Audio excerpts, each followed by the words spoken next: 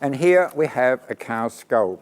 And you'll find that really, if you were to put an eye in this socket, and you were to sort of put the cartilage tissue on this nose, there's not much difference between what you see and what you would have seen if this cow's skull still has skin on, because there's very little muscle tissue associated with the skull.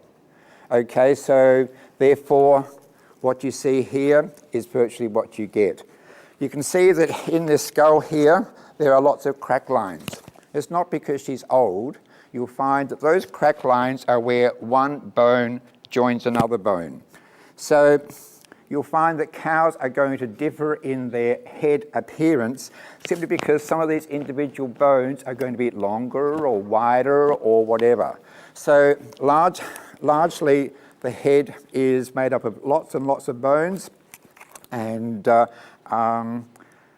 what we get with that skull is determined by the arrangement of all of those bones, the length, the width, whatever. I'm not going to dwell on the head a lot today because I think there are other areas that are much more important, but I do want to mention a little bit about the jawbone, which kind of sort of fits like so. Okay, so that's making it look more like a cow's head as soon as we put that jawbone there. I do want to dwell on the jawbone a little bit because we know that cows are ruminants. That means they chew their cud, and that cutting process is very, very important in breaking down the food into smaller components so it can be more easily digested. Now you'll find that a lot of these bones of the skull are quite small, whereas this mandible or jawbone is actually quite large. And the larger that jawbone is, the better, simply because all that surface area is for muscles to attach to. So the more bone we have, the more muscle we have, so when the cow is cutting, she can grind more strongly.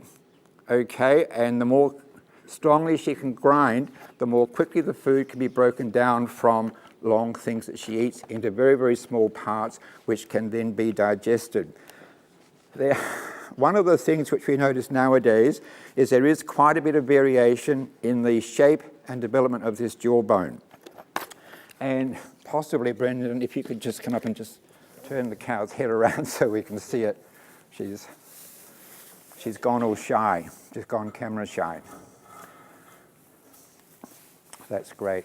Now this cow here has, if you stand over there, that's fine. This cow here has got a lovely jawbone. You can see how you can see the shape of the jawbone, and you can see that this jawbone comes from just below the ear. It angles back slightly, and then comes down. This jawbone is quite deep, whereas the jawbone we looked at was more shallow. So because this is deeper, more bone surface area, more muscle, the better. So the more this angles back and the deeper it comes and the longer it is, the more surface area, the more muscle, etc. So that's a particularly good mandible. The one I showed you would have been from a cow who had kind of like a bit of a weak head because that jaw bone development wasn't there.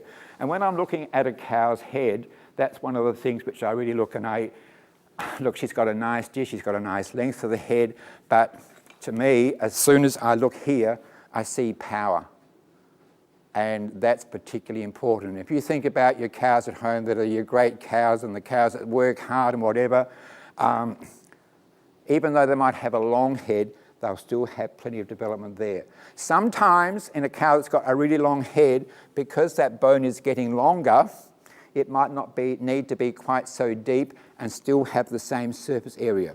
But you've got to have volume of mandible to have a great cutting ability to break that food down as quickly as possible. So that's one of the areas which I look at most of all.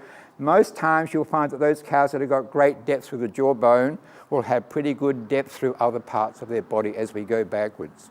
You'll find that those cows that have got length of head will normally have a good length of body as we go backwards. And those cows that have great width of head will usually have that width of body as well. Some people say that if you put a cow's head through sliding doors and you could just see the head, you could actually predict quite accurately what the proportions of that cow are going to be, whether she's going to be long, short, wide, deep, whatever. Okay, and it's because of that length, long body, depth through the jawbone, depth of body, and width through the head is going to give us width. But we'll talk more about those things later on.